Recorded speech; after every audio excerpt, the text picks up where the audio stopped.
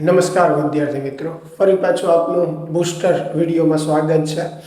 આજે આપણે નવું ચેપ્ટર શરૂ કરવા જઈ રહ્યા છીએ। ચેપ્ટર નંબર 4 જે છે વિદ્યુત પ્રવાહની ચુંબકીય અસરો અથવા તો ગતિમાન વિદ્યુત ભાર અને વિદ્યુત પ્રવાહની ચુંબકીય અસરો। આજનો આપણો પહેલો ટોપિક જે છે એ છે બાયો સાવર્ટનો નિયમ। હવે ચેપ્ટરની શરૂઆતમાં તમને ખ્યાલ જ હશે કે ઓર્સ્ટેડનું એક જે અવલોકન છે કે જ્યારે કોઈ તારમાંથી પ્રવાહ પસાર કરવામાં આવે તો એની આજુબાજુ ચુંબકીય ક્ષેત્ર ઉત્પન્ન થાય છે। હવે આ ચુંબકીય ક્ષેત્ર કેટલું ઉત્પન્ન થાય છે, કઈ દિશામાં, એ વાતને આગળ વધારી બાયો અને સાવર્ટ નામના વૈજ્ઞાનિકે। તો સૌપ્રથમ આપણે અહીંયા જોઈશું બાયો અને સાવર્ટનો નિયમ। તો બાયો સાવર્ટના નિયમ પ્રમાણે એને એક યાદચ્છિક આકારનો તાર જે છે એ લીધો।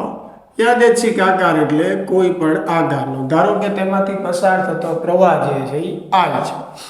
આ તારના લીધે અહીંયા કોઈ બિંદુ P આવેલું છે, ત્યાં ચુંબકીય ક્ષેત્ર જે છે એ મેળવવો છે।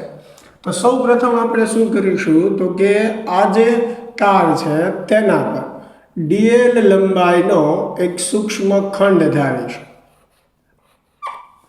આ તાર પર આપણે dl લંબાઈનો સૂક્ષ્મ ખંડ ધારીશું। હવે આ જે ખંડ જે છે એને સદિશ તરીકે રજૂ કરવામાં આવે અને એની દિશા જે છે I ની દિશામાં દર્શાવવામાં આવે, એટલે કે આ dl ની દિશા જે છે એ આવી રીતે I ની દિશામાં થશે, બરાબર।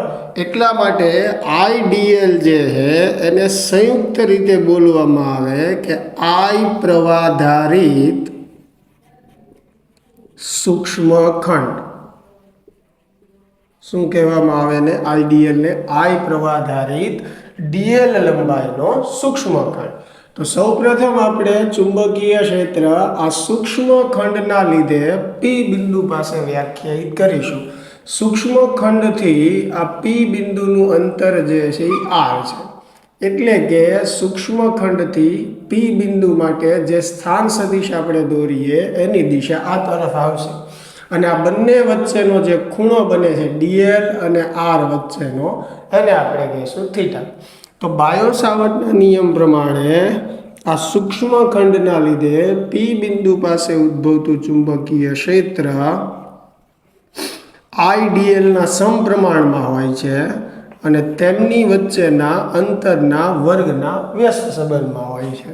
અહીંયા એની દિશા માટે આપણે એકમ સદિશ પણ દર્શાવશું R કેપ। હવે R કેપ એટલે આપણને ખ્યાલ છે, R કેપના સ્થાને આપણે શું લખી શકીએ તો કે સદિશ છેદમાં સદિશનું માન, એટલે કે ઉપર R સદિશ આવશે, નીચે R, એટલે નીચે થઈ જશે R નો ઘન। હવે ક્રોસ નિશાની આપણે દૂર કરીએ તો આપણને ખ્યાલ છે આપણે વિધેય તરીકે સાઇનને લખી શકીએ, એટલે dB બરાબર શું થશે IDL R। ક્રોસની નિશાની જે છે આપણે દૂર કરીએ છીએ, ઇન્ટુ શું આવશે સાઇન થીટા, છેદમાં થશે R ક્યુબ। તો dB ઇઝ ઇક્વલ ટુ એક R કેન્સલ થશે, એટલે અહીંયા આવશે IDL sine theta upon R square. સમપ્રમાણતાની નિશાની દૂર કરીએ તો એક અચળાંક મુકાય જેને કહેવાય μ0/4π IDL sine theta upon R square. તો આ dl લંબાઈના સૂક્ષ્મ ખંડના લીધે કે જેમાંથી I જેટલો પ્રવાહ પસાર થાય છે એના લીધે P બિંદુ પાસે ઉદ્ભવતું ચુંબકીય ક્ષેત્ર આ સૂત્ર દ્વારા મેળવી શકાય। આ બાયો સાવર્ટનો નિયમ છે। ચાલો, હજી તો સૂક્ષ્મ ખંડનું જ આપણે મેળવ્યું છે, પણ આ સૂત્રમાં આવતી દરેક ટર્મને આપણે વ્યાખ્યાયિત કરીએ તો B જે છે એ આપણી માટે શું છે? ચુંબકીય ક્ષેત્ર છે। B ને શું કહીએ છીએ આપણે? ચુંબકીય ક્ષેત્ર। અને આપણને ખ્યાલ જ છે કે ચુંબકીય ક્ષેત્ર હંમેશા બે ધ્રુવોનું હોય, એટલે અંગ્રેજીમાં એની માટે શબ્દ છે બાયપોલાર મેગ્નેટિક ફિલ્ડ, એટલે પહેલો અક્ષર જે છે B આવશે, એટલે ચુંબકીય ક્ષેત્રને આપણે B વડે દર્શાવીએ છીએ। ચુંબકીય ક્ષેત્ર જે છે એનો એકમ જે છે ન્યૂટન છેદમાં મીટર ઇન્ટુ એમ્પિયર થાય અથવા ટેસ્લા વડે પણ બતાવવામાં આવે છે, અથવા કેજી છેદમાં એમ્પિયર ઇન્ટુ સેકન્ડ સ્ક્વેર પણ થાય છે. બીનું તમે પારિમાણિક સૂત્ર દર્શાવો તો કેજી માટે આપણે M1 લખશું, બરોબર છે. એલ જે છે એ 0 આવશે. સેકન્ડ જે છે એની માટે ટી એટલે T-2 અને A1 થશે. તો આ ચુંબકીય ક્ષેત્રનું પારિમાણિક સૂત્ર થઈ ગયું. ચુંબકીય ક્ષેત્રનો SI એકમ જે છે એ ટેસ્લા છે, એનો CGS એકમ જે છે એ ગૌસ છે. ચાલો, તો બીની આપણે વાત કરી. μ0 જે છે એને આપણે કહીએ છીએ શૂન્ય અવકાશની પરમિએબિલિટી. μ0 ને આપણે શું કહીએ છીએ? શૂન્ય અવકાશની પરમિએબિલિટી. બરાબર. μ0 જે છે એનો એકમ ટેસ્લા ઇન્ટુ મીટર પ્રતિ એમ્પિયર છે, અથવા તો ન્યૂટન પ્રતિ એમ્પિયર સ્ક્વેર છે. એનું પારિમાણિક સૂત્ર જે છે એ M-1, જેમ કે અહીંયા ન્યૂટન છે તો ન્યૂટન માટે આપણે શું લખીએ? M1 L1 T-2. એમ્પિયર ઉપર જશે એટલે શું થશે? A-2. એટલે μ0 ને શૂન્ય અવકાશની પરમિએબિલિટી કહીએ છીએ. આ એના એકમો છે. એટલે જો આ તાર અને બિંદુ વચ્ચે હવાનું માધ્યમ હોય તો પરમિએબિલિટી શેની આવશે? શૂન્ય અવકાશની. કારણ કે શૂન્ય અવકાશ અને હવાની પરમિએબિલિટીમાં બહુ જાજો ફેર નથી. એટલે હવાના કેસમાં પણ આપણે પરમિએબિલિટી કોની દર્શાવીએ છીએ? શૂન્ય અવકાશની દર્શાવીએ. હા, આ બંને વચ્ચે જો કોઈ બીજું દ્રવ્ય હોય તો આપણે જે તે દ્રવ્યની પરમિએબિલિટી લેવી પડે. એટલે તો એ સ્થાને μ0 ની બદલે સૂત્રમાં શું આવશે? μ આવશે. અને μનો અર્થ શું થશે? તો કે જે તે દ્રવ્યની પરમિએબિલિટી. એટલે કે આ બંને વચ્ચે જે દ્રવ્ય પડેલું છે, દાખલા તરીકે ટંગસ્ટન હોય તો અહીંયા પરમિએબિલિટી શેની આવશે? ટંગસ્ટનની આવશે. લોખંડ હોય તો લોખંડની આવશે. આ બંનેનો જે ગુણોત્તર છે મ્યુના છેદમાં μ0, જેને આપણે કહીએ છીએ μr. તો μr ને આપણે શું કહીએ છીએ? સાપેક્ષ પરમિએબિલિટી. બરાબર. μ0 એટલે શૂન્ય અવકાશની પરમિએબિલિટી, μ એટલે જે તે દ્રવ્યની પરમિએબિલિટી, અને μr એટલે સાપેક્ષ પરમિએબિલિટી. અને μr જે છે એ એકમ રહિત અને પરિમાણ રહિત રાશિ થશે, કારણ કે આ બે પરમિએબિલિટીનો ગુણોત્તર છે એટલા માટે. ચાલો, એટલે μ0 જે છે એની પણ વાત કરી. μ0 ની કિંમત જે છે એ આપણે કેટલી લઈએ છીએ? μ0 જે છે એની કિંમત 4π×10⁻⁷ ટેસ્લા ઇન્ટુ મીટર પ્રતિ એમ્પિયર. હવે જેમ વિદ્યુત ક્ષેત્રની અંદર કુલંબ અચળાંક કે છે, એવી જ રીતે ચુંબકીય ક્ષેત્રના કેસમાં એ અચળાંકને દર્શાવવામાં આવે μ0/4π વડે.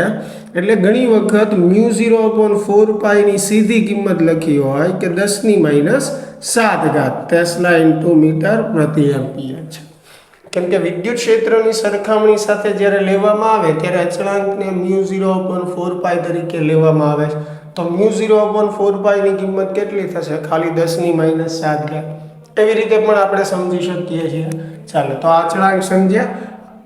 તો આ આપણને ખબર છે, આ યાદચ્છિક આકારના તારમાંથી પસાર થતો પ્રવાહ છે. પણ અહીંયા આઈડીએલ આપણે જે બતાવીએ છીએ તો એ આપણને ખ્યાલ છે કે ડીએલ લંબાઈનો સૂક્ષ્મ ખંડ કે જેમાંથી પસાર થતો પ્રવાહ જે છે એ કેટલો છે? આઈ છે. અહીંયા ડીએલ ને આપણે સદિશ તરીકે રજૂ કર્યો છે. એની દિશા આપણે આઈની દિશામાં દર્શાવવાની છે. બરોબર. થીટા શું છે? તો કે ડીએલ અને આર વચ્ચેનો ખૂણો છે. આર શું છે? તો કે ડીએલ લંબાઈના સૂક્ષ્મ ખંડથી પી બિંદુ સુધીનું અંતર છે. ચાલો, ક્લિયર થયું? એટલે આ સમીકરણમાં આવતી દરેક ટર્મ જે છે એ મેં તમને સમજાવી. હવે જો આજે છે એક સૂક્ષ્મ ખંડના લીધે મળતું ચુંબકીય ક્ષેત્ર થયું, આપણે સમગ્ર તારના લીધે પી બિંદુ પાસે મેળવવાનું છે. તો આપણે ફરીથી શું કરશું? અહીંયા ડીએલ લંબાઈનો સૂક્ષ્મ ખંડ ધારશું, એટલે એના લીધે પણ આટલું ચુંબકીય ક્ષેત્ર મળશે. ફરીથી પાછું ડીએલ લંબાઈનો સૂક્ષ્મ ખંડ ધારીએ, પાછું આટલું મળશે. એવી રીતે ડીએલ લંબાઈના સૂક્ષ્મ ખંડ ધારતા સમગ્ર તારની લંબાઈ આપણે પૂરી કરીશું. એટલે આવા ઘણા બધા આપણને ડી બી મળશે.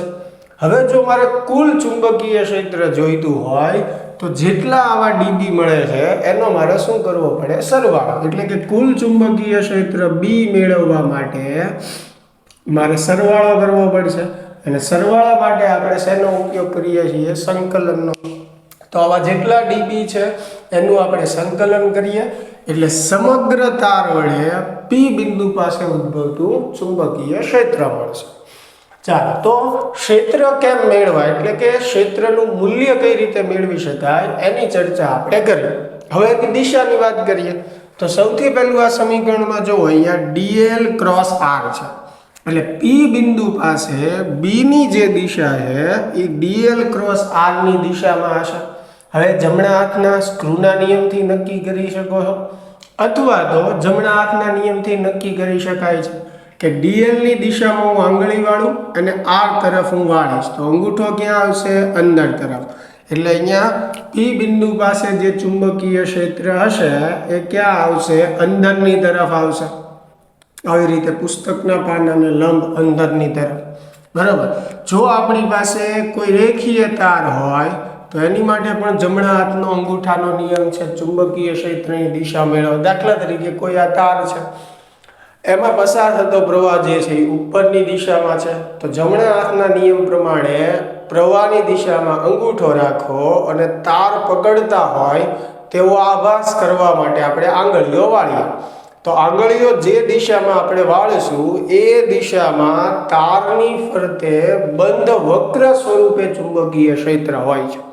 એટલે ખાસ મિત્રો યાદ રાખજો કે પ્રવાહધારિત પાતળા તાર માટે ચુંબકીય ક્ષેત્ર જે છે એ તારની ફરતે બંધ વક્રકાર સ્વરૂપે હોય છે. પાતળા તાર માટે તારની અક્ષ ઉપર ચુંબકીય ક્ષેત્ર, આ તારની અક્ષ કહેવાય. બરાબર. તો તારની ફરતે બંધ ગાળા સ્વરૂપે ચુંબકીય ક્ષેત્ર ઉત્પન્ન થયેલું હોય છે.